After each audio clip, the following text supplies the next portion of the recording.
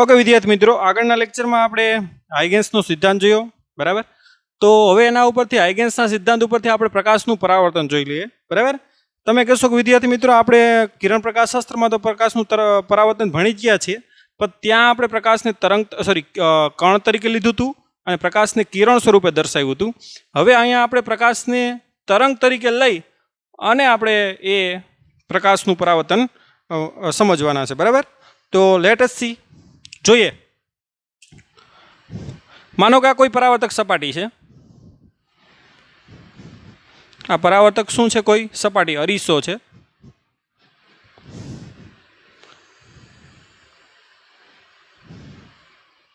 Okay, હવે આ પરાવર્તક સપાટીમાં આવી રીતે કોઈ તરંગાગ્ર આપાત થાય છે, તો તેને આપણે શું કહીશું? આપાત સમતલ છે। જો આ સમતલ તરંગ અગ્ર આવી રીતનો આપાત થાય છે। જો વિદ્યાર્થી મિત્રો આ સમતલ છે, જો આવી રીતે એ તરંગ અગ્ર શું થાય? આ સપાટી ઉપર આપાત થાય, બરાબર। ઓકે, આવી રીતે આ સમતલ છે, બરાબર। આખો અરીસો આ રીતે છે, તરંગ અગ્ર આવી રીતે શું થાય? એના ઉપર આપાત થાય। હવે એનું પરાવર્તન કઈ રીતે થાય એ આપણે સમજવું છે, બરાબર। માનો કે આપાત તરંગ અગ્ર AB છે, બરાબર। હવે એનું પરાવર્તન કઈ રીતે થાય એ જોઈએ। માનો કે આ તરંગનો વેગ છે ને V છે, આ તરંગનો વેગ કેટલો છે? V। તો T સમયમાં માનો કે અહીંયા પહોંચે છે, આ બિંદુ છે ને અહીંયા પહોંચે। હવે છે ને આ બિંદુ T બરાબર 0 સમય અહીં પડી ગયું, બરાબર। આ દરેક કણ આપણે વિચારી શકાય આવી રીતે તરંગ અગ્રના, બરાબર। આ T બરાબર 0 સમયે આ કણ પડી ગયું।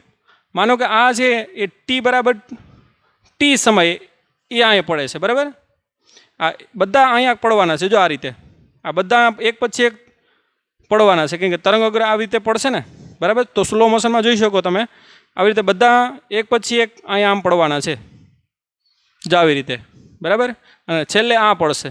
માનો કે આ T બરાબર T સમય પડે, બરાબર।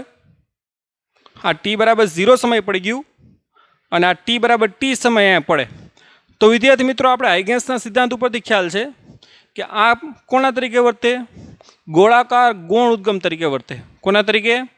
ગોળાકાર ગૌણ। હવે આ અંતર કેટલું થાય પહેલાં તો અહીં ધ્યાન આપો।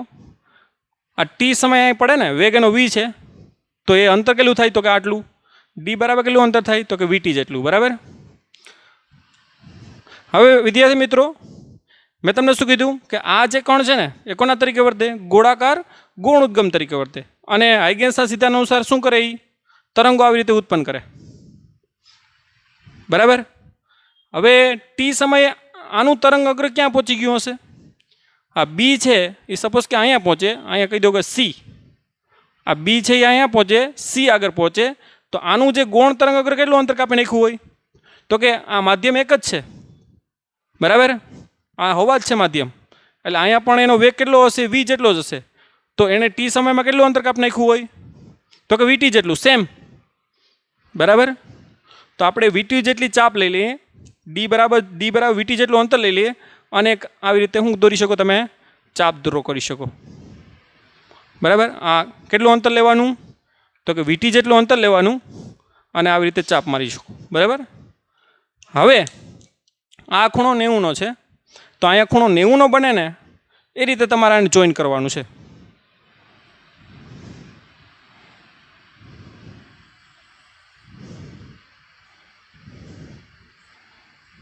બરાબર। અને આ જે છે એ પણ અંતર D બરાબર કેટલું થાય? VT। શા માટે? કે એક જ માધ્યમ છે, તો માધ્યમમાં એક જ માધ્યમ છે એટલે વેગ કેવો રહેવાનો છે? સરખો। તો આ જે છે ને એ તમારું કેવું તરંગ અગ્ર છે? પરાવર્તિત સમતલ તરંગ અગ્ર છે, બરાબર। આ આપાત તરંગ અગ્ર છે ને આવી રીતે શું થશે એનું? તો કે પરાવર્તન, બરાબર। કેવી રીતે સમજ્યા આપણે? તો કે એક AB શું છે? આપાત સમતલ તરંગ અગ્ર આપાત થયું, T બરાબર 0 સમયે એ છે એનું આ જે કણ છે એ અહીં પડી ગયું અને T બરાબર 0 સમયે B અહીંયા છે। હવે T સમયમાં એ અહીં પડવાનું છે, બરાબર। એટલે આ અંતર કેટલું થાય? તો કે VT જેટલું।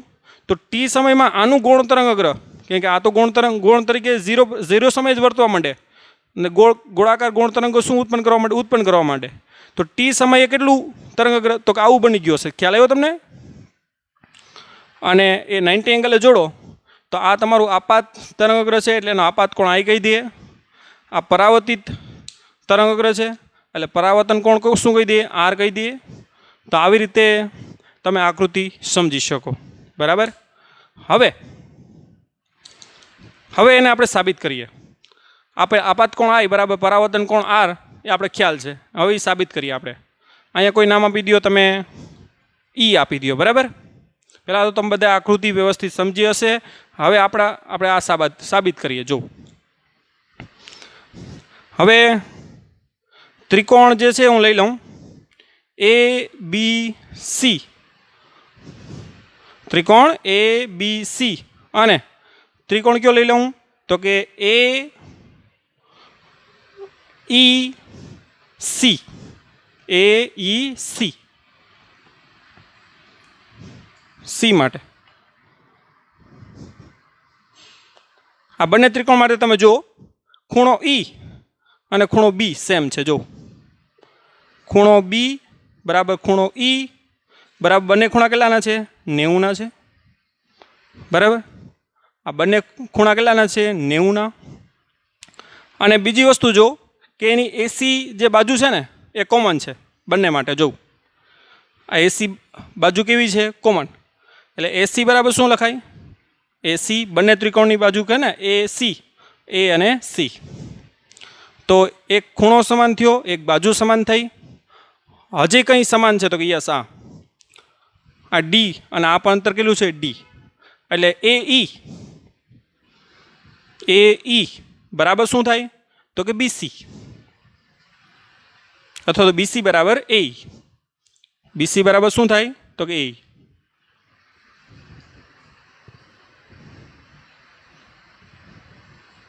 बराबर शू थाय तो कि डी बराबर वीटी आपणे जे लीधुं ए तो बे बाजू समान थाय ने खूणो समान थाय तो खू खू बा सॉरी बा बा खू एटले बाजू बाजू अने खूणो समान छे बराबर एटले आ बने त्रिकोणो खबर छे आ समरूपताना आधारे आ शरतना आधारे आ बने त्रिकोण केवा थाय समरूप त्रिकोण माटे त्रिकोण ए बी सी समरूप शुं थशे त्रिकोण ए ई सी आ बने त्रिकोण केवा थाय समरूप त्रिकोण एटले बनेना अनुरूप खूणा एटले खूणो ए अने आनो अनुरूप खूणो केटलो थाय सी ए केवा थाय तो के समान थशे माटे त्रिकोण टूंकमां माटे तमे लखी शको के बी ए सी खूणो बी ए सी बराबर शुं थाय खूणो सी सॉरी ई सी ए बराबर टूंक में एनो खूणो ए और खूणो सी केवा थशे समान एटले के माटे आपात कोण आई बराबर शुं थशे परावर्तन कोण आर एना अनुरूप खूणा पण केवा थशे समान थशे बराबर आ रीते हाइगेन्सना सिद्धांतथी बराबर प्रकाश आपणे त्यां परावर्तनना नियम जोया हता के आपात कोण ने परावर्तन कोण समान होय पण अहींया एनी शुं आपी शको तमे साबिती आपी शको के आपात कोण अने परावर्तन कोण केवा होय समान होय बराबर तो आ रीते हाइगेन्सना सिद्धांतथी प्रकाशनु परावर्तन समझी शकाय हवे जोईए प्रकाशनु वक्रीभवन बराबर ओके तमे आकृति ड्रो करी स्क्रीनशॉट लईने फटाफट नोट करो बधी ओके हवे जोईए प्रकाशनु वक्रीभवन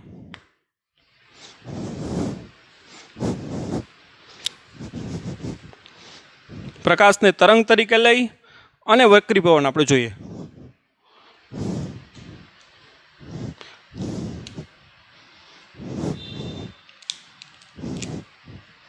वक्रीभवन मानो कि आ कोई वक्रीभवनकारक सपाटी है मानो कि कोई पानी है बराबर अथवा काच है जे लई लो अहीं हवा है हवानो वक्रीभवन N1 आज सपोज के काच है एनो वक्रीभवनांक शुं लई लो N2 ओके मानो कि તમારું આ તરંગ અગ્ર આ રીતે આપાત થાય. ધ્યાન આપજો વ્યવસ્થિત. આ કોઈ તરંગ અગ્ર આપણે શું લઈ લઈએ? એ બી. કેવું છે? સમતલ આપાત સમતલ તરંગ અગ્ર. બરાબર. ટી બરાબર 0 સમયે કણ એ ટૂંકમાં સપાટી ઉપર પડી ગયું હતું અને આ છે ને અને આ તરંગ અગ્ર છે એ સપાટી સાથે કેટલો ખૂણો બનાવે? તો કે આઈ, જેને આપણે શું કહેશું? આપાત કોણ.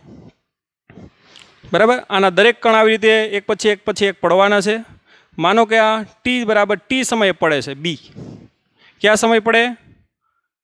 ટી બરાબર ટી સમયે આ પડે. તો આ કોના તરીકે વર્તે? ગૌણ ઉદ્ગમ તરીકે. કોના તરીકે વધશે? ગૌણ ઉદ્ગમ તરીકે. અને ગૌણ ઉદ્ગમ તરીકે તરંગો ઉત્પન્ન કરવાનું ટી બરાબર 0 એ ચાલુ જ કરી દીધું હોય. બરાબર. આ અંતર આપણે ખબર છે. માનો કે માધ્યમ 1માં એનો વેગ v1 છે, એટલે ટી સમયમાં અંતર કેટલું કાપશે? તો કે ડી બરાબર v1 ઇન્ટુ ટી. તો આનું તરંગ ટી સમયે ક્યાં પહોંચી ગયું હશે? તો કે હવે આ માધ્યમમાં એનો વેગ કેવો હશે? v2 હશે. એટલે કે માધ્યમ બદલાઈ ગયું. આ હવા છે અને આ કાચ છે. તો આમાં આપણે વેગ કેટલો લેવો પડશે? v2, જે આપણે ખબર છે નાનો હોય, એટલે આપણે v2 ઇન્ટુ ટી જેટલું અંતર લેવું પડે. કેટલું? v2 into T. અને આપણે આવી રીતે ચાપ દોરી દઈએ.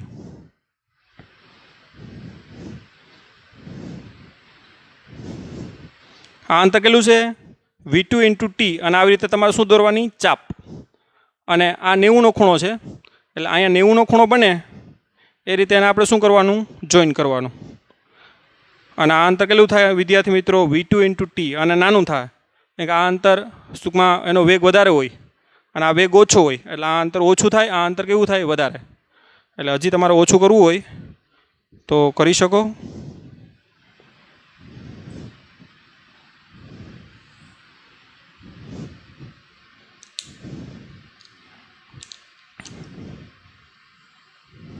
તો આ તરંગ અગ્ર તમારું કયું થયું? તો કે વક્રીભૂત સમતલ તરંગ અગ્ર કહેવાય આને. બરાબર. આ આપાત તરંગ અગ્ર અને વક્રીભૂત. બરાબર. તો આવી રીતે તમે આરામથી બરાબર દોરી શકો. અને આ તમારો જે છે ને એ વક્રીભૂત કોણ છે. વક્રીભૂત તરંગ અગ્ર સપાટી સાથે બનાવેલો ખૂણો કેટલો? આર, જેને આપણે શું કહીશું? વક્રીભૂત કોણ. બરાબર. હવે વિદ્યાર્થી મિત્રો થોડુંક ટ્રુ સેન્સ ઉપર જવું હોય તો પણ જઈ શકીએ. તો કે આ વચ્ચેનું સાહેબ તમે કહો કે વચ્ચેનું કઈ રીતે દોરવું? તો જો આ રીતે જો. સપોઝ કે આ છે અહીંયા પડે. બરાબર. તો આ કેટલું આગળ વધી ગયું હોય? અહીંયા જેટલું, એનાથી ઓછું. તો એની આકૃતિ આ પ્રકારની થાય. બરાબર. આ છે એ અહીંયા પડે તો આ એનાથી સહેજ આગળ વધી ગયું હોય. બરાબર. એટલે નેક્સ્ટ આકૃતિ આ પ્રકારની થાય. બરાબર. અને આ અહીંયા પડે તો આ છે અહીંયા પહોંચી ગયું હોય. બરાબર. તો વચ્ચેની છે આકૃતિ આપણે દોરતા નથી. બરાબર. આના એક કણ એક પડે અને ગૌણ ઉદ્ગમ તરીકે વર્તે અને એ આ રીતે આપણે દોરી શકીએ. બરાબર. એટલે એ રીતે પણ આપણે સમજણ એની મેળવી શકીએ. હવે આપણે સ્નેલનો નિયમ આનાથી સાબિત કરી શકીએ. ત્યાં આપણે સ્નેલનો નિયમ સાબિત કરી શક્યા નહોતા, પણ આપણે તરંગ તરીકે લઈએ ને તો સ્નેલનો નિયમ શું કરી શકાય? સાબિત કરી શકાય. તો એની સાબિતી આપણે જોઈએ. અહીંયા આપણે નામ આપી દઈએ. સપોઝ કે ઈ, એ, બી, સી અને આ ઈ. ઓકે. હવે ત્રિકોણ એ બી સીમાં સાઇન આઈ. બરાબર. સાઇન આઈ બરાબર ખબર છે આપણે સામેની બાજુ કઈ થાય? તો કે બીસી છેદમાં કર્ણ કયો થાય? જો આ 90 છે, આ સામેનો કર્ણ થાય, કયો થાય? તો કે એસી. બીસી કેટલું છે? તો કે v1 ઇન્ટુ ટી ના છેદમાં શું થાય? એસી. આ સમીકરણ 1 કહી દો. બરાબર. હવે ત્રિકોણ એ ઈ સી માટે, ત્રિકોણ એ ઈ સી માટે સાઇન આર બરાબર શું થાય? સામેની બાજુ કઈ છે? તો કે એ ઈ છેદમાં કર્ણ કયો છે? તો કે એસી. એ ઈ બરાબર શું છે? તો કે ખ્યાલ છે આપણે v2 ઇન્ટુ ટી ના છેદમાં શું થાય? એસી. આ સમીકરણ 2. સમીકરણ 1 અને 2 નો ગુણોત્તર લઈ લઈએ આપણે. समीकरण 1/2 લઈ લઈએ તો શું થાય? સાઇન આઈ ના છેદમાં સાઇન આર બરાબર આપણું એસી ઉડી જશે તો શું આવશે? અને ટીટી પણ ઉડી જશે તો શું આવશે? V1 ના છેદમાં V2 બરાબર. તો આપણે ખબર જ છે બરાબર, આપણે ભણી જ ગયા છે ચેપ્ટર નંબર 9માં. V1 ના છેદમાં V2 એને શું કહીએ આપણે? માધ્યમ 1 ની સાપેક્ષ 2 નો વક્રી પૂર્ણાંક બરાબર ને. માધ્યમ 1 ની સાપેક્ષ 2 નો વક્રી પૂર્ણાંક બોલો શું કહીએ? માધ્યમ 1 માં એનો વેગ છેદમાં માધ્યમ 2 માં એનો વેગ. માધ્યમ 1 માં એનો વેગ V1 છે, માધ્યમ 2 માં એનો વેગ V2 આપણે લીધો. તો V1 ના છેદમાં V2 એટલે N21 છે અને N21 એટલે સાબિતી આપણે આપી દીધી હતી કે શું થાય? N2 ના છેદમાં N1 બરાબર. એટલે શું થાય? તો કે N1 ચોકડી ગુણાકાર કરી નાખો, N1 sin I બરાબર શું થાય? N2 sin R. તો આ રીતે આરામથી બરાબર તમે સ્નેલના નિયમની સાબિતી આપી શકો તરંગ તરીકે લઈને, જેને આપણે શું કહીએ? સ્નેલનો નિયમ બરાબર. તો આ રીતે સંતોષકારક રીતે વક્રીભવન સમજાવી શકાય તરંગ તરીકે લઈને બરાબર. તો આપણે હાઈગેસનું શું જોયું? તો કે વક્રીભવન બરાબર. તો ફટાફટ તમે નોટ ડાઉન કરો. આકૃતિ જે છે પહેલાં તમારે આમાં રચના દોરવાની વ્યવસ્થિત, પછી તમારે સ્ટેપ બાય સ્ટેપ મેં સમજાવતો ગયો એ પ્રમાણે તમારે મુદ્દાઓ લખવાના આકૃતિની ટૂંકમાં રચનાના, અને ત્યારબાદ મેથેમેટિકલી તમારે લખવાનું. તો આ રીતે આરામથી તમે એ સમજાવી શકો બરાબર. તો હવે વિદ્યાર્થી મિત્રો હાઈગેન્સનો સિદ્ધાંત આપણે આ કયું માધ્યમ છે? પાતળું માધ્યમ છે અને આ ઘટ માધ્યમ છે બરાબર. ઘટમાંથી પાતળામાં જાય તો આકૃતિ આ ઉલટાઈ જાય બરાબર. તો એ તમે બુકમાં જોઈ લેજો, એ હું સમજાવતો નથી બરાબર. આ પાતળામાંથી ઘટમાં છે, ઘટમાંથી પાતળામાં હોય તો આરામથી તમે આ આકૃતિ તમારી ઉલટાઈ જશે બરાબર. તો એ ઇઝી છે એટલે તમારી રીતે તમે કરી શકો બરાબર. હવે જે આપણો નેક્સ્ટ ટોપિક છે કે પ્રકાશમાં તમને શું દેખાય? તે ડોપલર ઇફેક્ટ બરાબર. આપણે ધ્વનિમાં ડોપલર ઇફેક્ટ જોઈતી, પણ એ પહેલાં એક ટોપિક છે બરાબર. લેન્સમાંથી તરંગઅગ્ર પસાર થાય, પ્રિઝમમાંથી તરંગઅગ્ર પસાર થાય તો એના આકાર કેવા થાય? તો એ પહેલાં આપણે ખાલી ડ્રો કરી લઈએ ફટાફટ બરાબર. જો એકદમ સિમ્પલ છે, અહીંયા ધ્યાન આપો. માનો કે આ લેન્સ છે બરાબર. આપણે ખબર છે કે આ સમાંતર કિરણો છે માનો, અને સમતલ તરંગઅગ્ર બની જાય ને.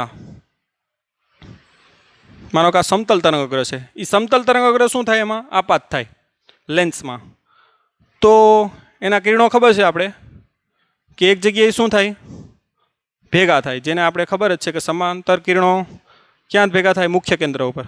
તો આ તરંગઅગ્ર કેવું બની જશે વિદ્યાર્થી મિત્રો? ધ્યાન આપજો બરાબર. તો તરંગઅગ્ર છે ને એ આ પ્રકારનું બની જાય. જો આ છે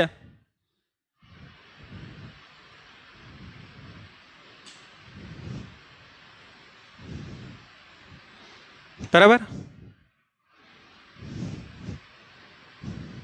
બિંદુવતમાંથી બની જાય ને આ રીતના બરાબર.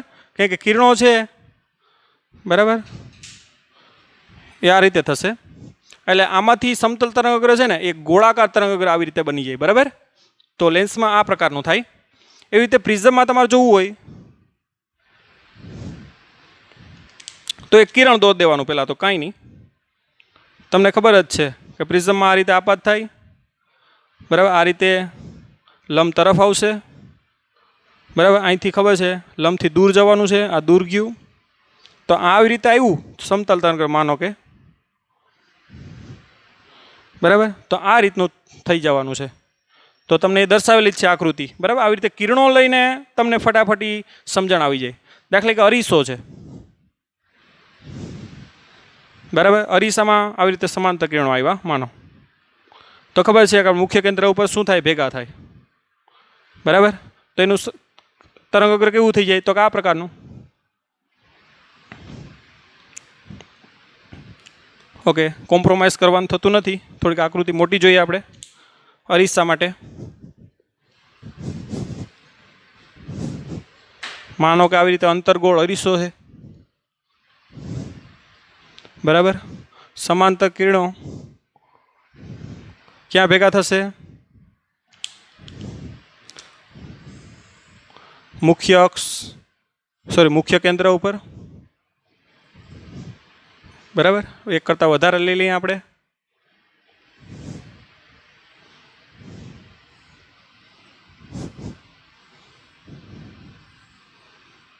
ओके तेनु तरंग अग्र केवुं बनी जाए तो कि आ रीतनु जो आ बिंदु वच्चे ने एमांथी आ रीतनु निकळे ने बराबर। तो આવી રીતે એના તરંગ અગ્રો આવી રીતે ભેગા થતા જાય। ખબર પડી તમને? અહીંયા સમતલ તરંગ અગ્ર છે, લેન્સમાંથી ભટકાય અને તરંગ અગ્ર કેવું થઈ જાય? ગોળાકાર થઈ જાય। ખ્યાલ આવ્યો? અહીંયા પણ સમતલ તરંગ અગ્ર છે, અહીંયા પણ કેવું થઈ જાય? ગોળાકાર બરાબર।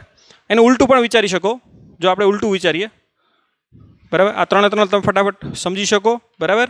કિરણો દ્વારા જ છે બરાબર। કિરણ પ્રકાશશાસ્ત્રમાં જે કિરણ છે ને એ જે રીતે બેન્ડ થાય, હવે આ રીતે અહીં ભેગું થયું એનો મતલબ કાંઈ કેવું થાય? ગોળાકાર જ હોય બરાબર। કે અહીંથી આમ નીકળે બરાબર। સપોઝ કે અહીંયા ઉદ્ગમ હોય તો આ રીતે ઉલટાઈ જાય તો પણ આકૃતિ સેમ, આ ગોળાકાર ગોળાકાર, અહીં પાછું કેવું થઈ જાય? સમતલ। તો તમારે સમતલ તરંગ અગ્રમાંથી ગોળાકાર કરવું હોય, ગોળાકારમાંથી સમતલ કરવું હોય, આરામથી કરી શકો। લેન્સનો ઉપયોગ એ કરી શકો અને અરીસાનો ઉપયોગ એ કરી શકો બરાબર। આ ઉપરાંત તમારે એની દિશા બદલાવી હોય તો પ્રિઝમનો ઉપયોગ કરી શકો। જો આ છે આમ જતું હતું, આમ ગયું, તો પ્રિઝમનો ઉપયોગ કરીએ અને જો આ સમતલનું સમતલ જ રહ્યું પણ એની દિશા ઉલટાઈ ગઈ, જો આમ જતું હતું પણ ગયું આમ બરાબર, તો પ્રિઝમનો ઉપયોગ કરી એની દિશા પણ તમે બદલાવી શકો બરાબર। આકાર નહીં બદલાય પ્રિઝમમાં, ખાલી દિશા બદલાશે બરાબર।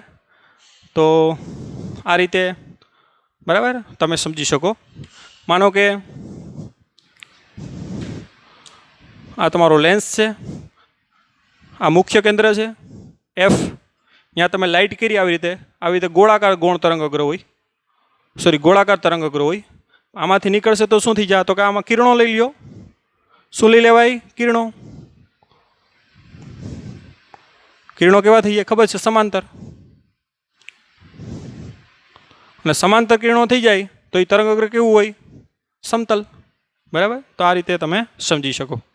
ઓકે, તો હવે જે આપણો નેક્સ્ટ ટોપિક છે એ કયો છે? તો કે ડોપલાર અસર। જે તમે ધ્વનિમાં ડોપલાર અસર જોઈ એવી જ સેમ બરાબર પ્રકાશમાં પણ જોઈ શકાય। વિદ્યાર્થી મિત્રો, આપણે ધોરણ નંબર 11માં બરાબર આપણું લાસ્ટ ચેપ્ટર જે છે તરંગ, એમાં આપણે ડોપલાર અસર ઓલરેડી ભણી ગયા બરાબર। હવે આપણે પ્રકાશમાં ડોપલાર અસર થાય એ કેવી રીતે સમજી શકાય એ જોઈએ।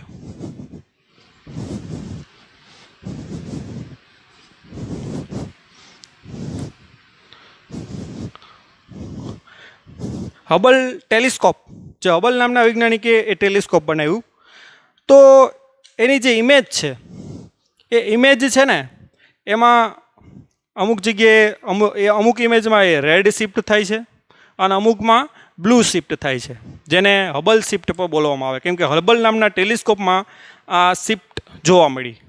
તો એ શા માટે એવું થાય?